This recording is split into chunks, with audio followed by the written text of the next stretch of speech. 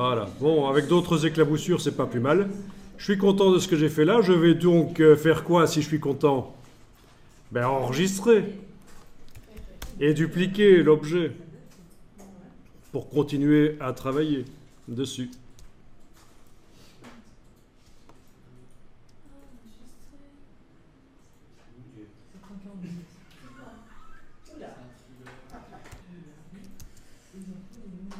Ok, pour la démonstration, je vais quand même changer de forme la deuxième, voilà.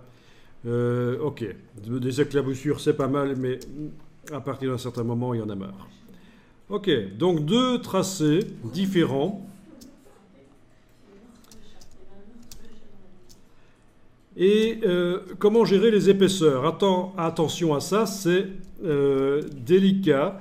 Vous avez la possibilité de modifier l'épaisseur du tracé par la palette contour en allant dans ici par exemple pour le trait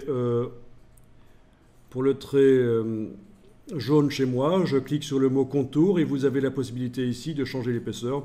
2 points, 3 points, d'accord, ou alors moins, ici 0,5, 0,25, etc. Même chose pour l'autre trait. Par la palette contour, il y a possibilité d'aller modifier l'épaisseur. Je ne vous conseille pas de faire comme ça. Alors, laissez les deux contours sur un point d'épaisseur, c'est obligatoire parce que, en fait, c'est mieux de gérer ça par la palette des formes, les épaisseurs des formes. Donc les deux contours sont sur un point, c'est mieux de le laisser comme ça. Et si vous voulez modifier l'épaisseur, on y va par la palette des formes, c'est ce qu'on va faire maintenant. Alors comment ça se fait par la palette des formes? Eh bien voilà, l'objet est sélectionné, j'ai un des contours qui est activé dans la palette aspect. On me montre que c'est cette forme-là qui est utilisée. J'active l'autre contour. Ah, il ne me montre pas. Stylo encre, il va falloir que je trouve le stylo encre dans la liste. Tiens. Donc on va demander un affichage par liste avec nom en fait. Menu de la palette. Attendez un peu, c'est pas la palette nuancier ça. Il faut que j'aille dans le nuancier du document. C'était la palette des formes. Palette des formes du document. Voilà, palette des formes du document. Et là, ça marche comme je veux, je n'ai pas besoin d'afficher par nom, évidemment. J'étais en train de regarder la palette que j'ai ouverte, la palette non modifiable. C'est la palette des formes du document qu'il faut regarder. Donc, quand j'active un tracé ou l'autre, il s'encadre. Ben oui, c'est bien ça que ça devait faire. Vous voyez? Donc, on repère quelle est la forme utilisée.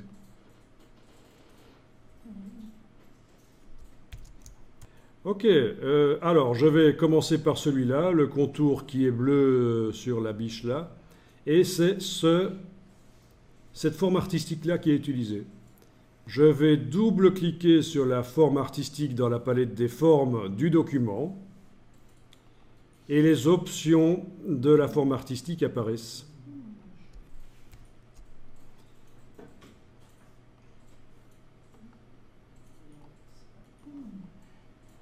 Et là, j'ai la possibilité de faire varier l'épaisseur avec ce curseur pourcentage. Alors, est-ce qu'on a une case aperçue? Oui, parce que notre objet est sélectionné. Donc, on va pouvoir même voir derrière l'objet qui va changer quand on fait varier l'épaisseur ici. Alors, on a l'impression que c'est la même chose que si on modifie l'épaisseur du contour, mais l'intérêt, c'est que il y a beaucoup plus d'options ici, en fait. En effet, c'est tout à fait normal que si cette forme artistique qu'on est en train de modifier est également utilisée ailleurs dans le document, eh bien ça modifie aussi ailleurs. Alors, mais là, il y a une solution, si vous voulez que ça ne le fasse pas, j'annule. Je vous montre, hein. Je vais dupliquer la forme artistique ici en l'amenant sur le bloc de feuilles. Voilà la copie. C'est d'ailleurs marqué avec l'infobulle. Vous avez l'original, encre séchée et encre séchée copie. Est-ce que c'est bien celle-là qui est utilisée par mon tracé maintenant? Eh bien, on dirait que oui, c'est la copie qui est utilisée. Et cette copie ne peut pas être utilisée par les autres formes, les autres biches que j'ai fait avant. Donc normalement, maintenant, quand vous double-cliquez et que vous modifiez l'épaisseur, les autres biches, ça ne se modifie pas sur elles. Confirmez-moi que ça marche. Donc, bonne remarque. Ça modifiait aussi les autres tracés qui utilisaient cette forme. Et donc, en dupliquant la forme, ça permet que ça ne touche que cet objet-ci. Bien. Alors, vous avez le sens de la forme. Ben, si vous changez le sens, ok, ça n'a pas l'air de le faire ici. Ce sera seulement quand on cliquera sur OK, sans doute. Par contre, les symétries horizontales et verticales, là, ça change.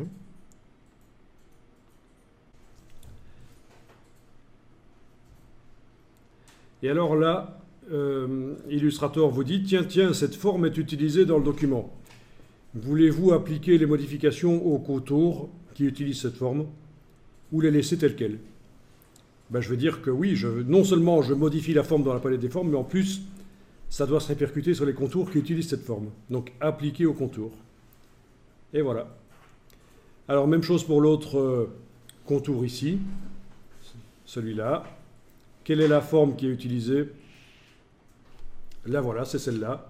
Je peux la dupliquer, en effet, si je veux que les autres objets qui utiliseraient cette forme stylo encre dans le document ne soient pas affectés par le changement. Donc, après avoir ramené ça sur le bloc de feuilles pour faire une copie, je l'applique, voilà.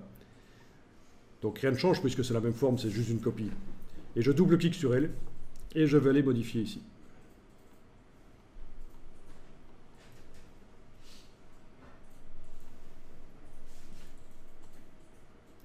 Alors ça c'est le principe, mais après on reviendra là-dedans avec d'autres formes.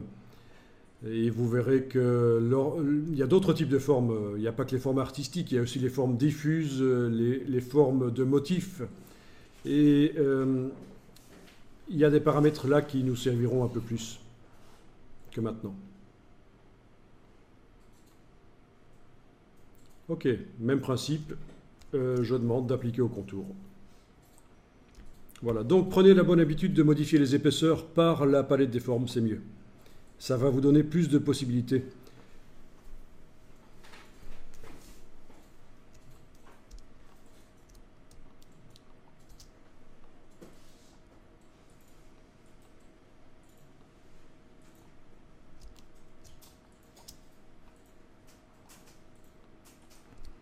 Ok. Alors, pas oublier qu'on a la possibilité de modifier la transparence du contour. Le contour du dessus, là. J'ouvre. Son opacité ici, la transparence, et quand je dis transparence, je parle aussi du mode de fusion. Vous pouvez donc obtenir une troisième couleur en mélangeant les deux couleurs existantes. Tiens, c'est pas mal la différence, par exemple. Mon contour jaune-orangé en mode différence sur mon contour bleu, ça donne du rouge, et donc c'est comme si j'avais une troisième couleur. Pas mal. Pas question de goût.